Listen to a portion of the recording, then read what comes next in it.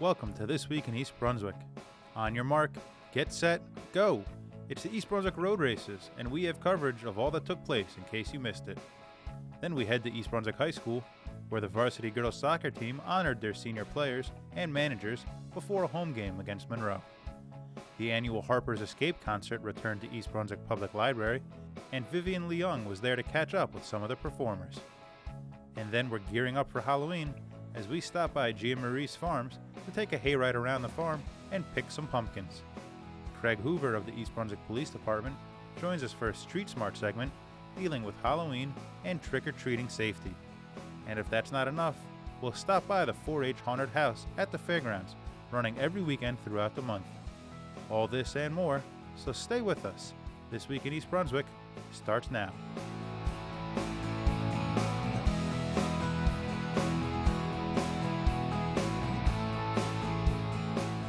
Hi, I'm Dietrich Murphy with EBTV. Today I'm at the East Brunswick Road Races. Let's check it out.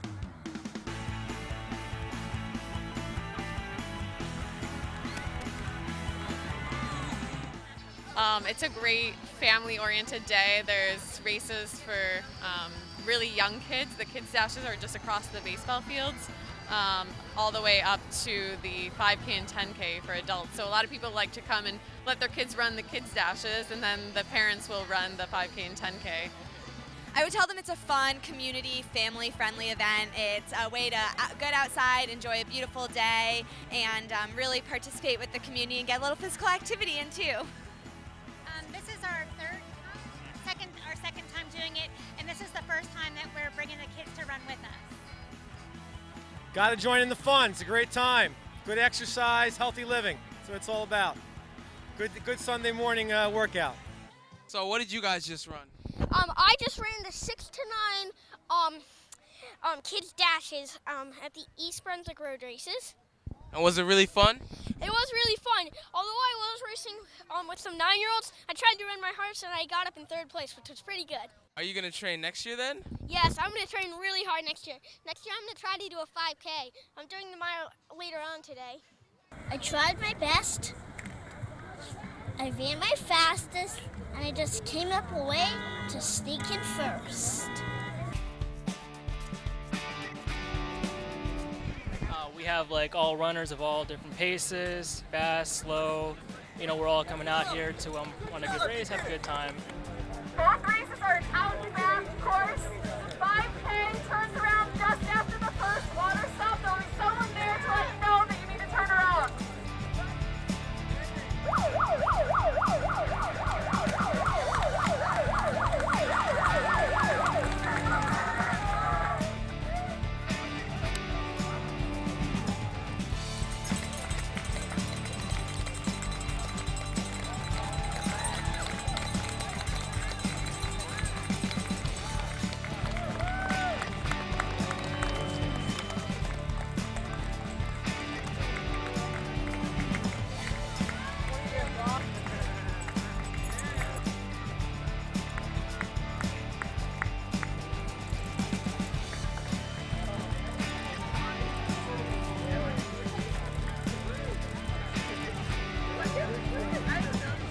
And how did it feel after?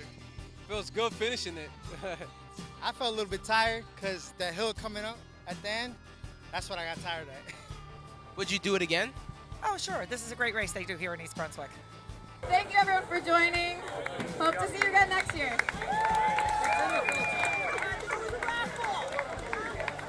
Between races and activities, today was a great event. I'm Dietrich Murphy. See you next time.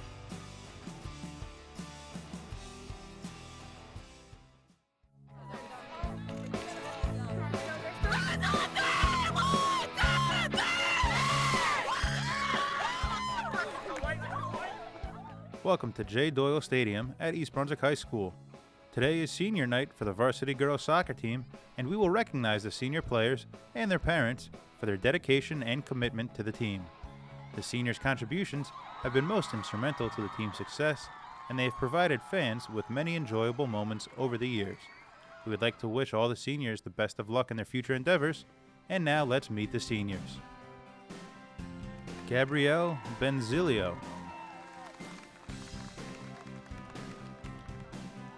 Brianna Carbone.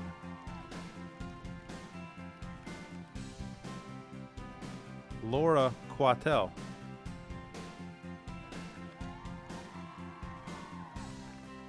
Manager Emily Hahn.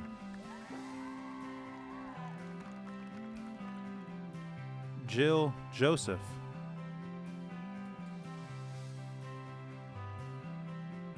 Alexandra Califor. Carla LaRocca.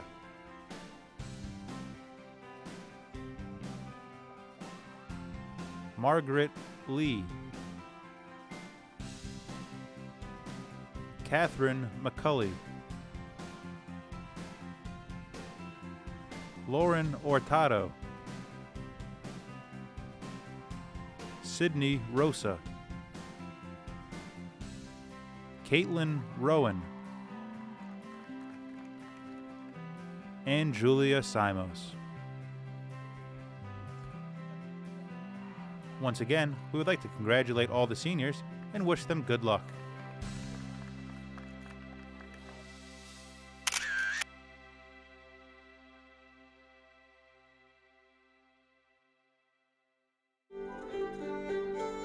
EBTV checks in at the library on Sunday, October 12th for the 22nd annual Harpers Escape.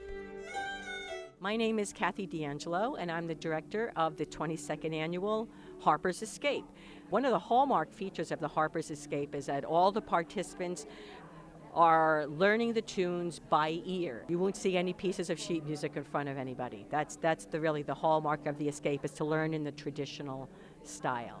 And for the past few years, we've been doing our Harp Escape Retreat weekend on the campus at Rutgers. We play harps all weekend and learn new material and have people come from all over the country. The weekend is pretty intense, and we say that, our motto is harp till you drop, and we push people till they do that.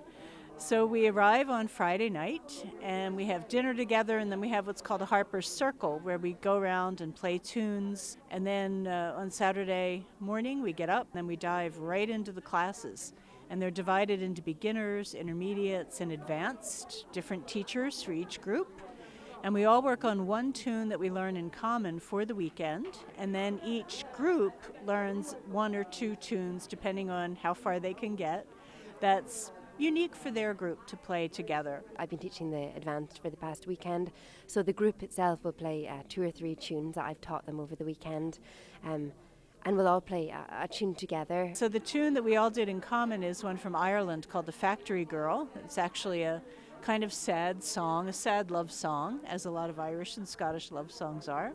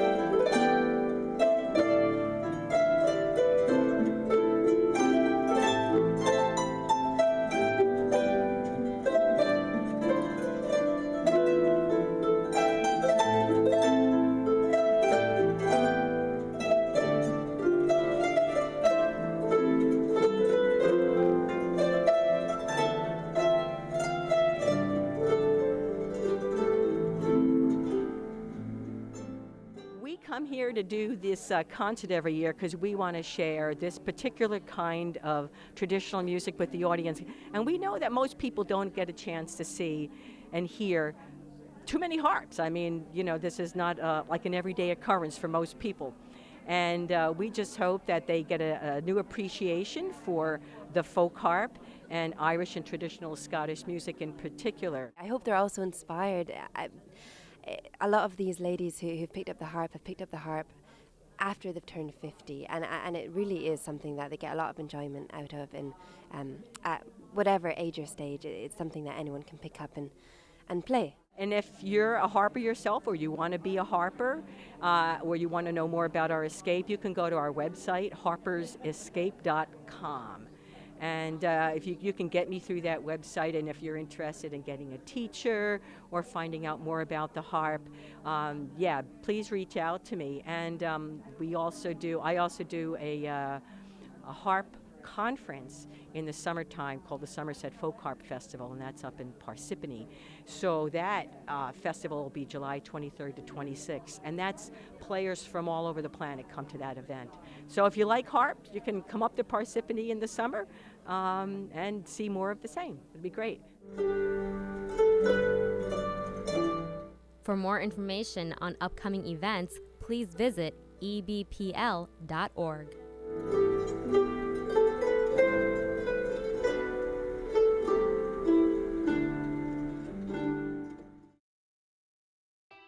EBTV stopped by Giamarese Farms to catch up with farmer Jim Giamarese and check out what they have planned for some family-friendly fall activities. Let's check it out. Well, for October, we're doing Pick Your Own Pumpkins. We just finished Pick Your Own Apples on Columbus Day. They generally start around the beginning of September and last through to Columbus Day. And then now for the fall, for pumpkin picking, we do the pony rides. We'll be doing corn maze and the hay rides, and all that's on the weekends. Weekdays, we're open 10 to 6 every day. People come out, grab a bucket, and just pick your own pumpkins, you know, and pay for them by the pound. We also have sugar pumpkins, or like kid-sized pumpkins that we just charge $2.50 each. And we have plenty of gourds, Indian corn, cornstalk, mums, and bales of straw. Yeah, during the week right now, generally in the morning we do hay rides for kids. That's groups of 15 or more. And yeah, it'd be like you know, a preschool or first grade, second grade. And it's very educational. We stop and we tell them how apples grow, Christmas trees, peaches. Then we get into vegetables, stop a few different places, tell them how they grow, and then we go all the way to the end with the animals and show them a chicken and horses and a few other animals, some pigs, and we talk about how stuff grows. Although, I mean, they enjoy most of the stuff. I mean, if, you know, some little kids really get a kick out of the pony rides. You know, some of them really enjoy the corn maze. You know, some people can figure it out in 5 minutes, others it takes them an hour. You know, but it's, you know, it's just good family fun. Oh, and then, yeah, and obviously in our farm market, like I said, our apples just got cleaned out this weekend. But we grow 12 different varieties, so we pick ahead of time what we need for the store. Obviously, apples are very storable. So we have, you know, tons of apples in the store, 12 or 13 different varieties. Obviously, we have, you know, lettuces and cucumber, squash, all the stuff that we grow, sweet corn yet, tomatoes. You know, we haven't had a killing frost, so we still have plenty of, you know, our own produce. Again, our hours are 10 to 6 daily.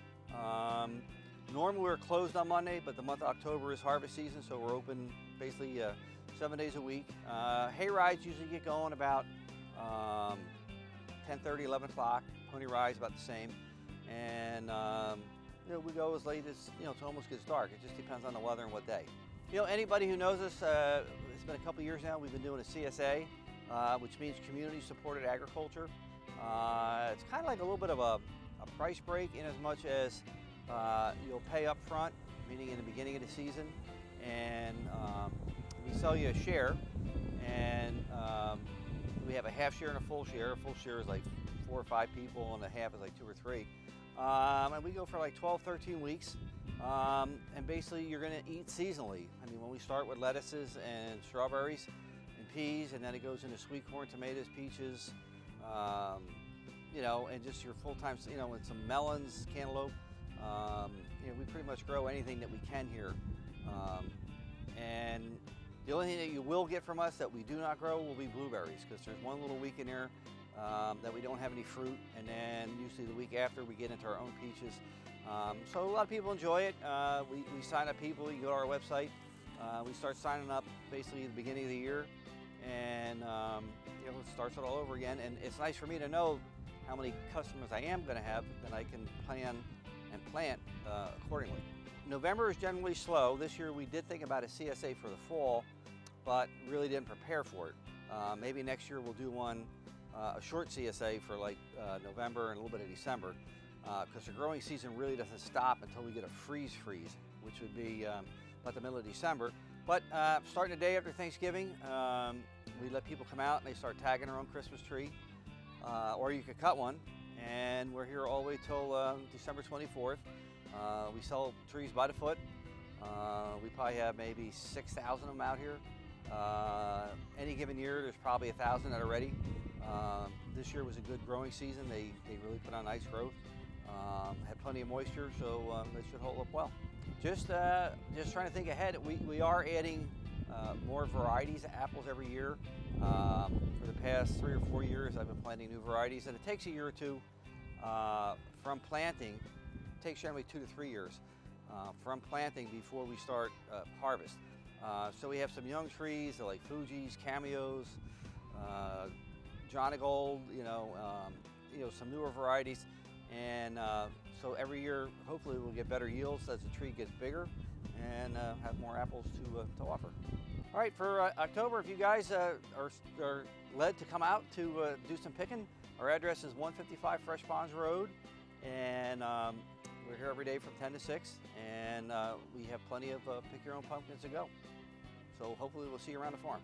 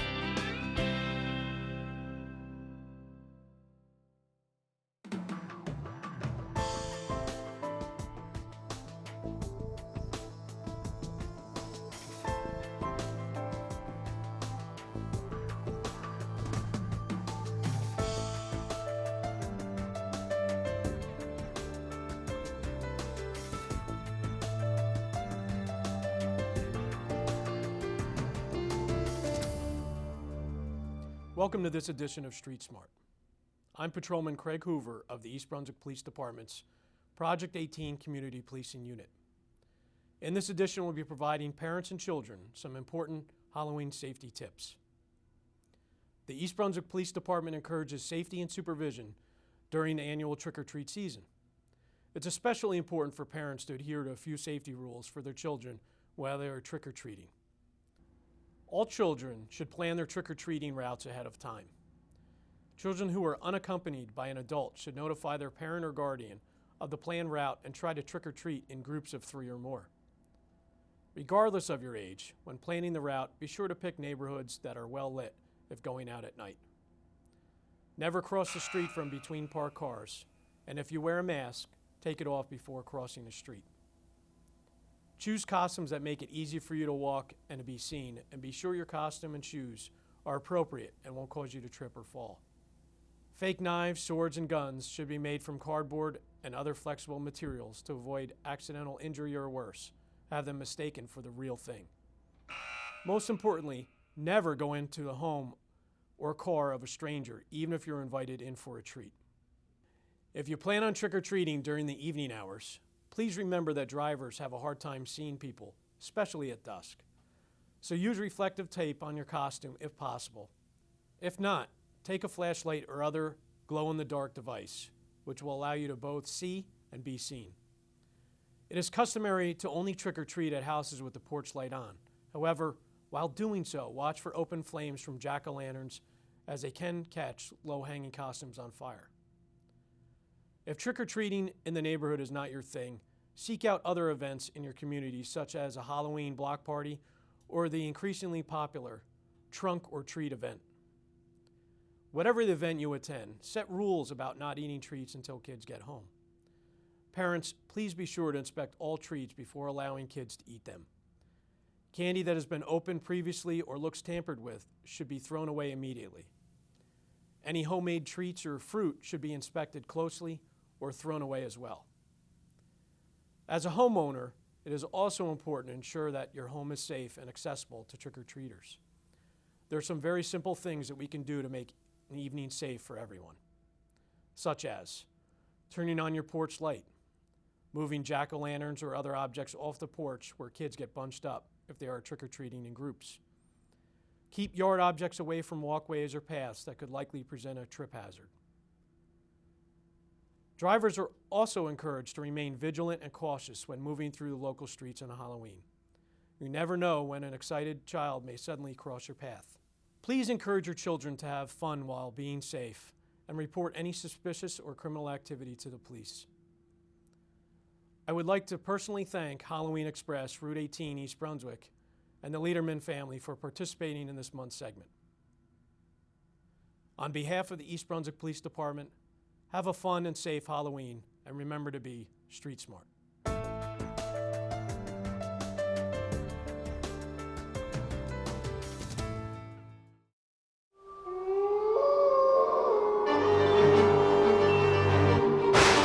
Haunted House is a 4-H community service project, and the junior and teen council clubs put it together, and it raises money for our community service project called Project Gift, where we provide hundreds of families in Middlesex County with gifts for holidays. Last year we added a hayride to the events here, so we're growing and trying to get more and more events going. We've been doing the Haunted House for 14 years now, but this is definitely going to be our biggest year.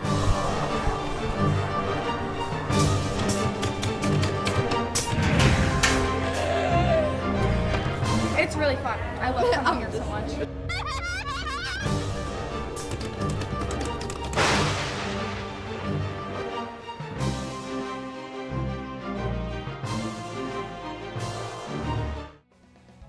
Hi, I'm Sharon Riley Morosi, Assistant Director for the East Brunswick Department on Aging, and this is the Voice of Experience.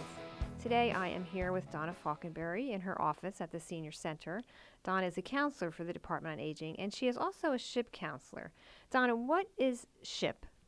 Well, SHIP stands for State Health Insurance Assistance Program, and it is a program sponsored by the state that trains people to assist with Medicare issues. So someone would need a SHIP counselor to explore Medicare problems, issues, concerns. What types of things would people see a SHIP counselor for? The majority of people that come to SHIP they fall into two categories. They are people that are just new to Medicare and need assistance with what is it all about, how does it work, how do I choose. And then there are those who are already enrolled in Medicare and need assistance with either appeals, bills, issues, concerns, or they're looking to review their coverage, change their coverage, it's not working for them, it's too expensive, any of those types of problems that they come to, I can assist them with helping to make their decisions regarding where they want to go in the future. And how would someone get in contact with a SHIP counselor? The East Brunswick Department on Aging. I'm here as a SHIP counselor. There's also another volunteer that assists East Brunswick residents with any SHIP-type issues. So they would call me, and then I would set up an appointment with one of the two of us. And how does someone become a SHIP counselor? SHIP counseling is actually technically a volunteer program that is sponsored by the state. Middlesex County offers 4 times a year a 5-week training course, once a week for 5 weeks in various parts of the state. And it is actually a wonderful opportunity for someone recently retired who still wants to use their skills, use their brains. It's not easy, but it's very challenging, very rewarding. You get a lot out of it. They take this 5-week course. There's a certification test, and once they pass the test, they become ship counselors. I'm hearing about open enrollment, Medicare open enrollment. How would a ship counselor help with open enrollment, and why is open enrollment important? Open enrollment is the one time of year that Medicare sets aside for people to kind of look at what they currently have and see if it's working for them. Most of the time that involves the prescription coverage. The drugs you take change, the way your prescription company, the insurance company covers it changes. So this is your opportunity to take a look at what you're taking and see if it's going to work in the following year. Next year being 2015. When you come in this year, I would have the opportunity to enter into the system the drugs you're taking and then see, will my coverage change going forward next year?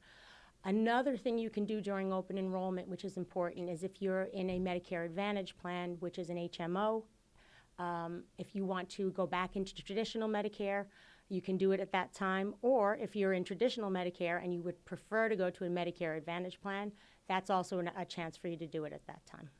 And when is open enrollment?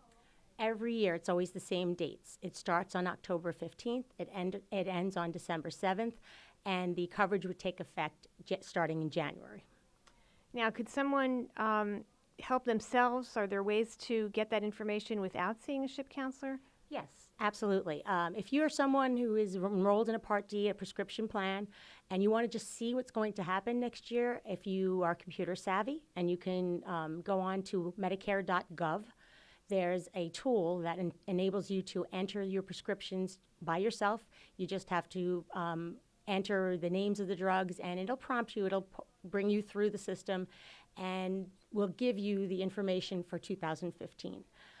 However, it's not as easy as it sounds, and for some people who aren't comfortable with doing that, or if you prefer to have someone assist you with that, that's what we're here for. We would be making appointments throughout open enrollment to assist you with that. All right. Well, thank you. Thank you. If you would like more information about SHIP or any other programs available through the East Brunswick Department on Aging, then please call us at 732-390-6896. And please remember, the East Brunswick Department on Aging is here to help you and yours age successfully.